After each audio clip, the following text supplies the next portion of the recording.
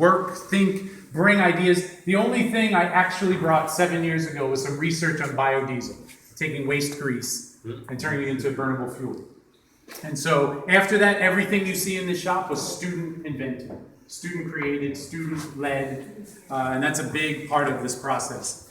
And so we'll do a quick kind of walking tour. We'll have the students kind of showcase some of the things we've done. We're going to turn it over to Zane and talk about this really cool, flashy thing. So we have multiple programs. The Green Engineering program is actually 5 different classes. It's a 4-year sequence. We also have a capstone, a senior capstone. So this is where students in their senior year, their last year, present to us in the fall some idea. And we give them the structural academic supports, and we do, basically, we turn it over to the students and give them the structure to do some advanced research. And Zane was a green engineer, and then he decided to pursue some research in synesthesia, the phenomenon in the brain. So I'm going to turn it over to Zane. He'll talk about his build here. So synesthesia is kind of a cross-linking of the senses. For example, a sound would trigger a light, and that's the idea behind this table, is to simulate synesthesia. So this was my senior CAPS project. I took the 4th quarter of my senior year off. It was, I think, 6 weeks. And I built the table, and I wrote the program that's running on the computer and the program that controls the LEDs. And I built the whole thing from scratch in those 6 weeks. And it takes the input from the microphone on the computer, and it turns it into these visuals that you see on top of the table. And I tried to make it as close to synesthesia as I could. I read a lot of case studies. I talked to people who have synesthesia, and I tried to simulate it the best I could. And I also wrote a research paper on synesthesia and its connection to creativity and metaphor.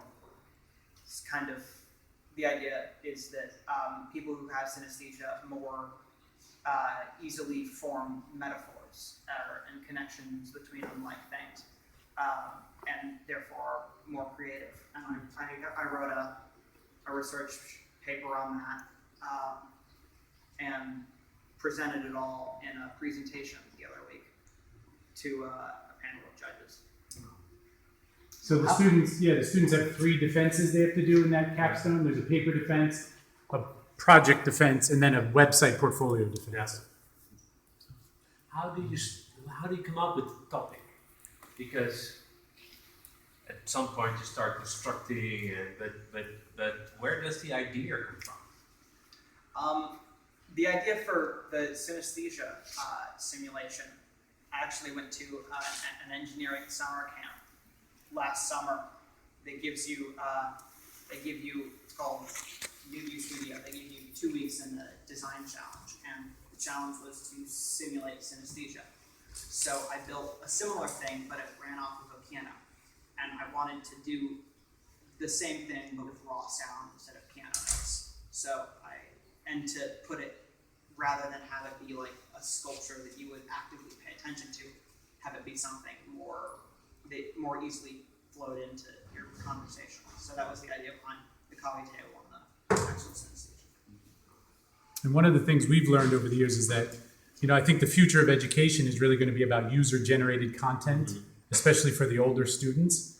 If you think about the success of YouTube and the fact that the diverse interests that we all have, and a mechanism by which to showcase that. And the real job of a school is to frame that for the student in either academic terms or intellectual or emotional terms. So there's no shortage of really cool ideas from kids.